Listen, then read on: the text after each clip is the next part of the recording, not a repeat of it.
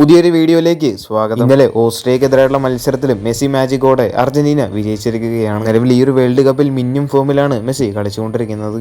2 മത്സരങ്ങൾ കളിച്ച മെസ്സി നേടിയിരിക്കുന്നത് 5 ഗോളുകൾ. നിലവിൽ ഈ ഒരു വേൾഡ് കപ്പിൽ ഏറ്റവും കൂടുതൽ ഗോളുകൾ സ്കോർ ചെയ്ത താരവും മെസ്സി തന്നെയാണ്. അർജന്റീന ആരാധകരെയൊക്കെ കുറച്ചൊന്നും നിരാശപ്പെടുത്തിയ കാര്യമായിരുന്നു മെസ്സി ആ ഒരു പെനാൽറ്റി പാഴാക്കിയത്. അതിനുശേഷം പിന്നീട് കണ്ടതൊരു തകർപ്പൻ ഗോളായിരുന്നു. ആ ഒരു പെനാൽറ്റി പാഴാക്കിയതിനെ കുറിച്ച് മത്സരശേഷം മെസ്സി പറയുന്നത് ഇങ്ങനെയാണ്: ഇന്നെനിക്ക് പെനാൽറ്റി ലഭിച്ചിരുന്നു. അതിലൂടെ വേണമെങ്കിൽ എൻ്റെ ടീമിന് ലീഡ് നേടിക്കൊടുക്കാമായിരുന്നു. എൻ്റെ ഗോൾ നേട്ടം വീണ്ടും വർദ്ധിപ്പിക്കാമായിരുന്നു. ഒരുപക്ഷെ ഞാനത് ഗോൾ നേടിയെങ്കിൽ അടുത്ത 2 ഗോളുകളും തനിക്ക് നേടാൻ കഴിയുമായിരുന്നില്ല എന്നാണ് മെസ്സി മത്സരശേഷം പറഞ്ഞത്.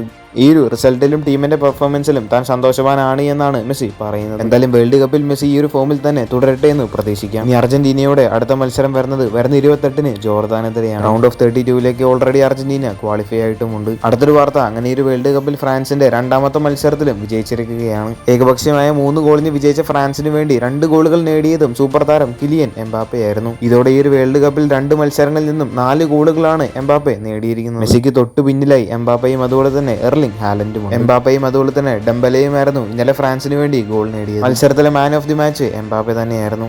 അതുപോലെ തന്നെ വേൾഡ് കപ്പിൽ മിന്നും ഫോമിൽ തന്നെയാണ് എംബാപ്പെ കളിച്ചുകൊണ്ടിരിക്കുന്നത്. ഈ ഒരു വിജയത്തോടെ ഫ്രാൻസും റൗണ്ട് ഓഫ് 32ലേക്ക് ക്വാളിഫൈ ആയിട്ടുണ്ട്. എർലിംഗ് ഹാലൻഡും ഈ ഒരു വേൾഡ് കപ്പിൽ 4 ഗോളുകൾ നേടി എംബാപ്പയ്ക്കൊപ്പമുണ്ട്. സെനഗലിനെതിരായുള്ള മത്സരത്തിൽ 3-2 എന്ന സ്കോറിൽ നോർവേ വിജയിച്ചതോടെ റൗണ്ട് ഓഫ് 32ലേക്ക് ക്വാളിഫൈ ആയിട്ടുണ്ട്. കൂടുതൽ ഫുട്ബോൾ വാർത്തകൾ അറിഞ്ഞായിട്ട് ചാനൽ സബ്സ്ക്രൈബ് ചെയ്യുക. അടുത്തൊരു വീഡിയോ ആയിട്ട് നമുക്ക് വീണ്ടും കാണാം.